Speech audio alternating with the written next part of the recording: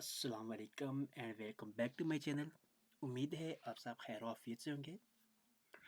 आज की इस वीडियो में हम करने जा रहे हैं अपना CS 506 504 सॉफ्टवेयर इंजीनियरिंग 1 का चैप्टर 5 पार्ट 1।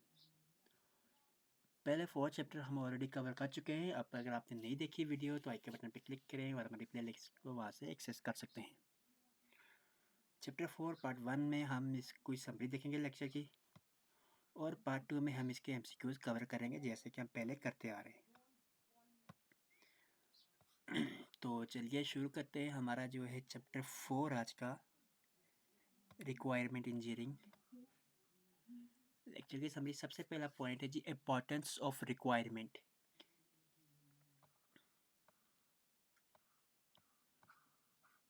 सॉरी, चैप्टर 4 हम ऑलरेडी कवर कर चुके हैं।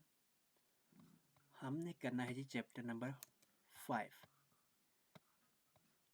पहले 4 चैप्टर हम ऑलरेडी कवर कर चुके हैं, तो आज का है चैप्टर नंबर 5 जो है summary, relationship of server component of server requirement. तो हमने क्या करना है, रिलेशनशिप दिखना है बिजनेस रिक्वायरमेंट, सब्जी function specification document. Business requirement में क्या हमारे पास आ रहा है जी, बिजनेस रिक्वायरमेंट क्या कहता है जी, business requirement describe the digit high level objective and goals of an organisation that the system must fulfil. Business requirement क्या कहता है, डिस्क्राइब करता है high level objective and goals को ऑफ एन एक किसी ऑर्गेनाइजेशन की, डैट जो कि सिस्टम क्या करता है, मस्ट फुलफिल, जो लाजमन सिस्टम को फुलफिल करने होते हैं। की पॉइंट इसके हैं जी, हमारे पास जी business requirement may come from the multiple stock holder. क्या क्या कह रहा है कि business requirement multiple stock holder से आती है। Sometime these requirement conflict with each other, कभी कभार ये किसी दूसरे से कन्फ्लिक्ट है।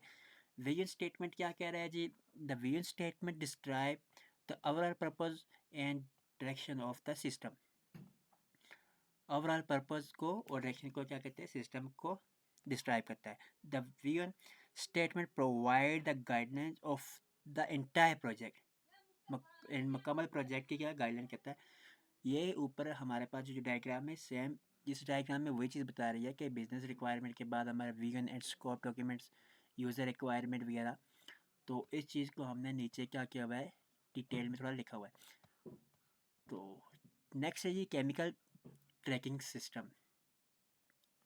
क्या कह रहा था, chemical tracking system will allow scientist to request container of the chemical to be supply by the chemical stockroom or by vector.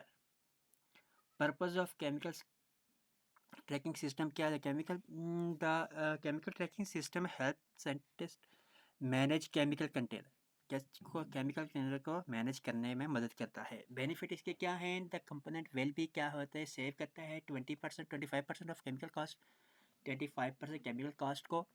Reduce waste of particle use container, reduce करता है वेस्ट ऑफ पार्टिकल को जो कि container में use होते हैं।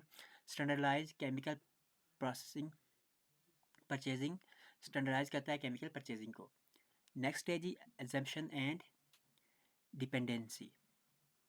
All assumption made during project planning must be documented। जो कह रहा है कि तो हम जो assumption है जो मेयर बनाते हैं ड्यूरिंग प्रोजेक्ट प्लानिंग के मस्ट बी डॉक्यूमेंट होना चाहिए। एग्जांपल के तौर पर लेते हैं जी, for the chemical tracking system it is assume that the new system will replace the existing inventory system, यानी एज्यूम करें कि एक नया सिस्टम जो क्या है रिप्लेस होता है एग्जिस्टिंग इन्वेंट्री सिस्टम के साथ। It it will interface the purchasing department application, ये इंटरफेस करता है डिपार्टमेंट एप्लीकेशन का परचेजिंग की।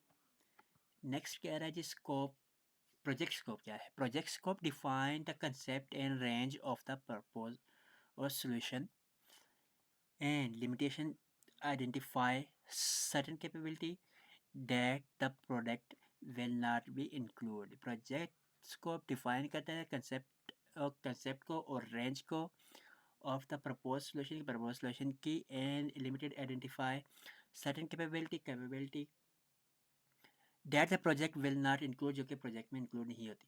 प्रोजेक्ट स्कोप क्या चीज़ डिफाइन करती है जी? What the system will do, system को क्या करना चाहिए.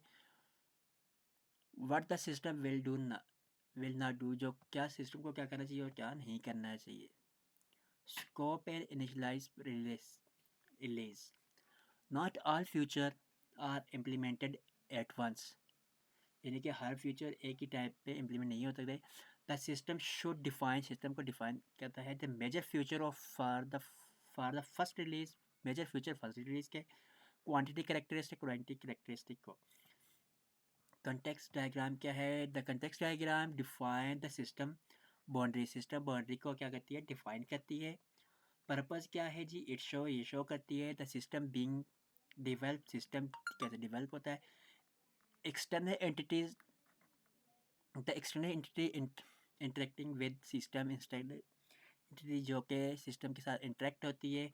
द फ्लो ऑफ डेटा और मटेरियल, डेटा और मटेरियल के फ्लो को डिस्क्राइब करती है.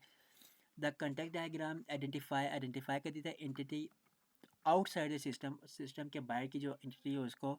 दैट इंटरफेस, जो कि इंटरफेस होती है to its and in the same way call terminator, इसको हम टर्मिनेटर भी कहते हैं. एंड एक्सटर्नल एंटिटी, तो ये हमारे पास एक्सटर्नल एंटिटी या टर्मिनेटर की डिफिनेशन भी आ सकती है. इसमें एमसीक्यूज और शॉर्ट क्वेश्चन दोनों चीज़ें बनती हैं. यूज इसका क्या है जी? कंटेक्स्ट डायग्राम का it is a top level abstraction of data flow diagram. ये है टॉप लेवल है जिसके डेटा फ्लो डायग्राम DFD. ये भी हमारे पास एक एमसीक्यूज बन सकता है जी. DFD को क्या कहते हैं? या show how the system interact with outside world, और ये चीज़ शो करता है कि सिस्टम आउटसाइड जो वर्ल्ड है उसमें कैसे, उससे कैसे इंटरेक्ट करता है. नेक्स्ट 8 नंबर पे हमारा पास पॉइंट है जी use case and customer development relationship. Use case और कस्टमर डेवलपमेंट रिलेशनशिप के बारे में है जी. इम्पोर्टेंस ऑफ कम्युनिकेशन क्या है जी? Successful software require a strong communication between developer and customer. एक सक्सेसफुल जो सॉफ्टवेयर होता है उसके लिए क्या चीज़ रिक्वायर होती है कि एक अच्छी कम्युनिकेशन हो डेवलपर और कस्टमर के दरमियान. High quality requirement are produce when, high quality requirement कब प्रोड्यूस होती है? जब developer understand the customer need, जब डेवलपर कस्टमर की ज़रूरत को अंडरस्टैंड कर समझ सके. Customer understand system capability, customer जो समझ सके किस चीज़ को? सिस्टम की कैपेबिलिटी को. नेक्स्ट पे आता है हमारे पास की आइडिया. की आइडिया क्या है? The system engineering usually solve the business problem. System जो सॉफ्टवेयर इंजीनियरिंग क्या करते हैं आमतौर पर बिजनेस प्रॉब्लम को सॉल्व करते हैं. Not just computer science problem, ना कि सिर्फ कंप्यूटर साइंस प्रॉब्लम को. कह रहा है कि सॉफ्टवेयर इंजीनियरिंग जो है वो सिर्फ कंप्यूटर साइंस प्रॉब्लम को ही नहीं बल्कि बिजनेस प्रॉब्लम को भी सॉल्व करते हैं. देयरफॉर द इंजीनियरिंग मस्ट, इसलिए इंजीनियरिंग को मस्ट होना चाहिए अंडरस्टैंड अ बिजनेस डोमेन. इसलिए इंजीनियरिंग को लाजमी समझना चाहिए किस चीज़ को? बिजनेस डोमेन को. And learn domain specific technology, और डोमेन स्पेसिफिक टेक्नोलॉजी को भी सीखना चाहिए.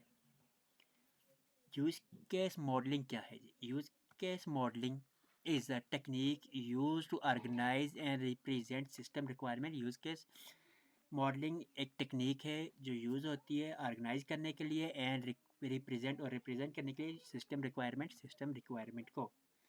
Developer, it was developed by the LVR जोक्सन जोकोबसन. अच्छा, ये इसने इन्होंने डेवलप किए है किस चीज़ को जी? यूज़ केस मॉडलिंग को. नेक्स्ट है जी स्टैंडर्ड लैंग्वेज क्या है जी? It is now the part of unified modelling language UML. UML पे हमारा MCQ आ सकता है कि स्टैंड फॉर क्या कहता है? Unified modelling language. नेक्स्ट हमारे पास concept of use case model. Concept क्या है? ये कहता है use case model has two main component. इसके दो मेन कंपोनेंट हैं, एक है यूज़ केस और दूसरा है actor. Use case represent the complete functionality of the system. Use case क्या कहता है? Complete functionality of the system को रिप्रेजेंट करता है. Each of the cases specify a complete functionality from its initialize by an actor until it has perform the repeated functionality. Actor क्या है जी? An actor is an entity that has an interest in interacting with the system. An actor can be a human or some other device or system. एक actor क्या हो सकता है? कोई इंसान हो सकता है या कुछ अदर्स डिवाइस सिस्टम हो सकते हैं. An actor is an entity that interact with system. एक एक्टर एक एंटिटी होती है जो कि इंटरेक्ट होती है सिस्टम के साथ. Purpose of use case model. The use case model show how system will be used. use case model क्या करता है? शो करता है कि सिस्टम को कैसे यूज़ करना चाहिए. सो ये था हमारा आज का चैप्टर 5 पार्ट 1 में हम इसकी समरी कवर कर चुके हैं. पार्ट 2 में हम इसके MCQs इंशाल्लाह कवर करेंगे. कुछ चीज़ समझ ना आई हो तो कमेंट सेक्शन में ज़रूर पूछिएगा. वीडियो अच्छी लगी हो तो लाइक शेयर कमेंट कर और सब्सक्राइब करके ज़रूर बताइएगा. मिलते हैं अपनी नेक्स्ट वीडियो में. तब तक ख्याल रखिए. अल्लाह हाफ़िज़.